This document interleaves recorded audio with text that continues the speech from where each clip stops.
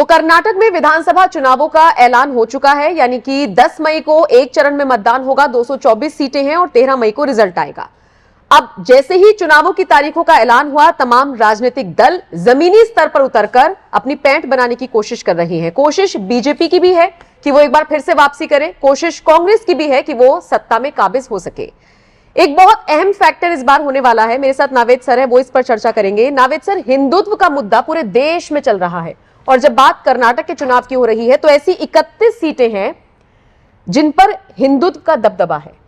अब एक सवाल ये उठता है कि एक तो बीजेपी के लिए प्लस पॉइंट हो गया, लेकिन एक नेगेटिव पॉइंट यहां पर यह है कि बहुत से ऐसे नेता हैं जो थोड़े से फंसे हुए हैं और वो बीजेपी के ही नेता हैं। उनमें से एक पर तो भ्रष्टाचार का आरोप है, बाकायदा गिरफ्तारी हुई है, तो ये एक नेगेटिव फैक्टर है। कांग्रेस ने जिस तरह से भारत जोड़ो यात्रा निकाली वो कांग्रेस को फायदा दे सकता है, बीजेपी के लिए यह कड़ी चुनौती हो सकती है। तो इन 31 सीटों को साधने के लिए, अपने हिंदुत्व के एजेंडे को आगे बढ़ाने के लिए, क्या ऐसा नहीं हो सकता कि योगी आदित्यनाथ को मैदान में उतार दिया जाए? देखिए, योगी आदित्यनाथ तो मैदान में उतरेंगे ही, इसमें कोई दो शक नहीं है। अभी जो स्टार कैंपेनर है, जितने भी बीजेपी के स्टार कैंपेनर है, उसमें नंबर 1 पे अगर प्रधानमंत्री नरेंद्र मोदी आते हैं तो जो ये रैलियां होती हैं, और आप देखिए क्या होता है, स्टार कैंपेनर कैसे पहुंचते हैं वहां पर। तो बीजेपी की जो इकाई है, संगठन है, वो वहां की जो प्रादेशिक इकाई होती है उनसे लेटर पर लिखवा के मंगवाते हैं कि आप बताइए आपके यहां पर किस नेता की कितनी रैली होनी चाहिए। तो यकीन मानिए, मोदी और योगी, मोदी प्रधानमंत्री हैं, उनको पूरा सब कुछ देखना होता है, तो उनकी रैलियां बनिस्बत दूसरे नेता के उतनी नहीं हो सकती। ये हर कोई जानता है कि वो बहुत रेयर मिल पाएंगे आपको। तो मोदी होंगे, अमित शाह होंगे, उनकी रैलियां थोड़ी सी कम होती है, फिर भी जितनी हो सकते हैं लोग मांगते हैं, लिखते हैं। ये माना जाता है कि अगर वो 20 लिख रहे हैं तो उनको 10 मिल जाएगी।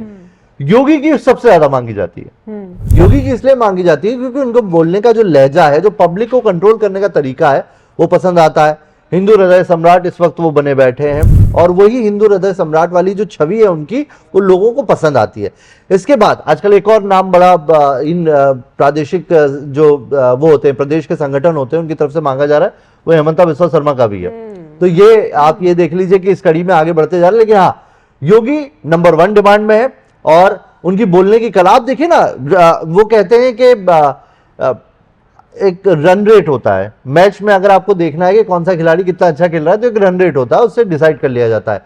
इससे पहले योगी जिन जिन इलेक्शन में जिस जिस जगह पर पोलिंग करके आए हैं वहां पर उनका स्ट्राइक रेट सबसे अच्छा रहा है। ना सिर्फ उस सीट से बीजेपी ने सीट निकाली है, बल्कि उनके आसपास की 3 और सीटों को भी वो इन्फ्लुएंस करके आते हैं। तो जब आपका स्ट्राइक रेट इतना अच्छा है तो आपको क्यों ना बुलाया जाए। और योगी तो पहली पसंद बने हुए हैं इस वक्त सबकी। उसके पीछे वजह यह है कि आप अखबारों में देखिए, सिर्फ उनके बयान या बोलने की शैली नहीं है जिसकी वजह से लोग उनकी तरफ आकर्षित होते हैं। उत्तर प्रदेश को लेकर कानून व्यवस्था और जिस तरीके से एक भगवादारी शख्स ने मुख्यमंत्री की कमान संभाली और बहुत अच्छे से उन्होंने मैनेज किया उत्तर प्रदेश को। आप देखिए, ये वही उत्तर प्रदेश है जिसके ऊपर सालों से आप 2 स्टेट जिनको लेकर ये कहा जाता था कि यार वहां जा रहे हो तो ट्रेन भी जब गुजरती थी वहां से तो लोग अपने सोते नहीं थे, उठ जाते थे, सामानों का ध्यान रखते थे। यूपी और बिहार बहुत चोरी चकारी होती है, बहुत ये सब होता है, कानून व्यवस्था को लेके थोड़ा डर होता है। हम नोएडा में बैठे हैं, नोएडा में काम करते हैं। आप बताइए, नोएडा के अंदर आप काफी वक्त से यहां पर रह रही हैं, घर वालों से एक आध बार तो सुना ही होगा, रात बहुत हो गई, अंदर रह जाओ, नोएडा में हो। आपने अपने दोस्तों से सुन लिया होगा, नोएडा में हो, थोड़ा ध्यान रखा करो। क्या अब वो आपको सुनने को मिलता है? बिल्कुल नहीं, बहुत फर्क है। बल्कि मैं तो मेरठ से आती हूँ और ये वेस्ट यूपी का वो वाला इलाका है जो सबसे ज्यादा ये कहा जाता था कि यहाँ पर घटनाएं होती हैं, संभल के रहो। मुझे बहुत सारे ऐसे वाक्य याद आते हैं जब मेरे पेरेंट्स मुझे बोला करते थे, दिन ढलने की तो बात सर दूर, कुछ एक पर्टिकुलर मौकों पर भी कि आप आराम से आना। लेकिन अब पिछले काफी सालों से वो बात सुनने में नहीं आती और मैं ही नहीं, मुझे जैसी बहुत सारी लड़कियां इस बात से इत्तेफाक रखती हैं। आप ये देखिए, निर्भया वाला जब मामला हुआ तब तक, अभी ज्यादा वक्त नहीं बीता, तब तक तो मैं जान रहा था कि उत्तर प्रदेश में नोएडा की कानून व्यवस्था को लेकर ऐसी बातें कही जाती थी। अब देखिए, यही कानून व्यवस्था, यही एडमिनिस्ट्रेशन जब आप करते हैं, अतीक अहमद वाली खबर आती है, अतीक अहमद आता है जिसकी वजह से आप देखिए कि पूरा पूर्वांचल कांपता था, वो अतीक अहमद आज कांप रहा है। तो आप देखिए, मैसेज क्लियर है कि योगी आदित्यनाथ के अंदर वो क्षमता है, और वो क्षमता जो सबसे बड़े स्टेट, देश के सबसे बड़े स्टेट उत्तर प्रदेश के अंदर जो आदमी सब चीजों को काबू में करके रखा है, उसकी डिमांड है। आज यूपी के अंदर आप देखिए, कानून व्यवस्था के दम पर ऐसी कोई सिचुएशन नहीं है। बिहार में अभी भी लोगों को सोचना पड़ता है।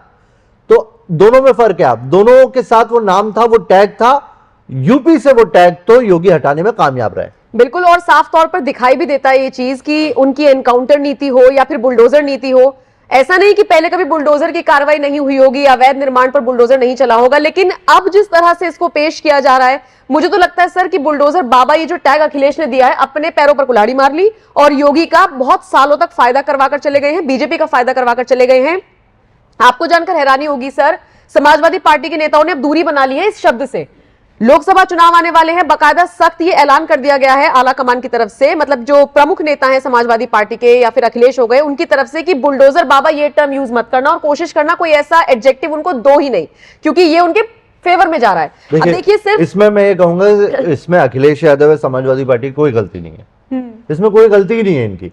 आप अपने विरोधी को कुछ तो कहेंगे, दिक्कत तो मोदी और योगी के साथ है।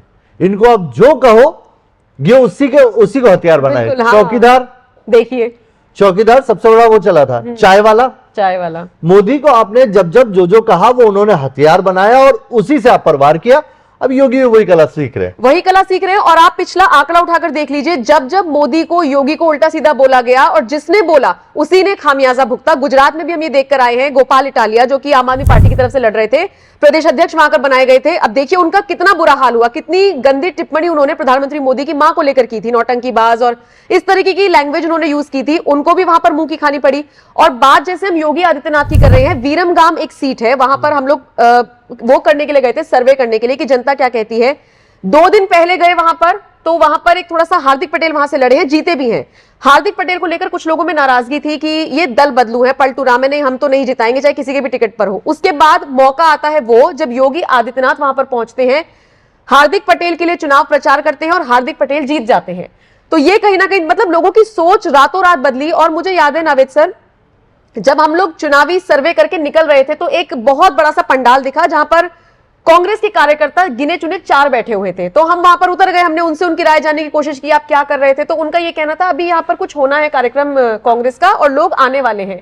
मतलब ये समझ लीजिए 500 कुर्सियां थी, उसमें से 2 या 4 ही भरी हुई थी, बाकी सारी खाली थी। ये बताता है कि कितना ज्यादा रुतबा हो गया है बीजेपी का, योगी आदित्यनाथ का। और ये मैं उस दौरान की बात बता रही हूँ जब योगी आदित्यनाथ चुनावी प्रचार कर चुके थे हार्दिक पटेल के लिए।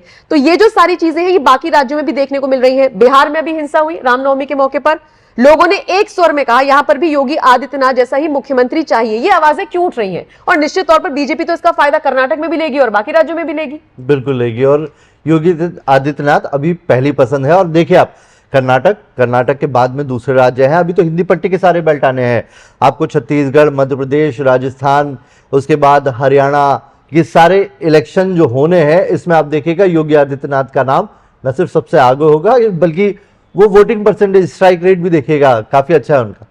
तो योगी आदित्यनाथ स्टार प्रचारक बने हुए हैं और हर राज्य में जो चुनाव हो रहे हैं उसमें बीजेपी की तरफ से सबसे, मोदी के बाद सबसे टॉप पर है।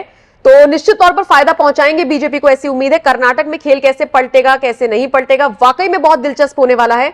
आप बताइए, आप इस खबर को लेकर और योगी आदित्यनाथ को लेकर आप क्या राय रखते हैं?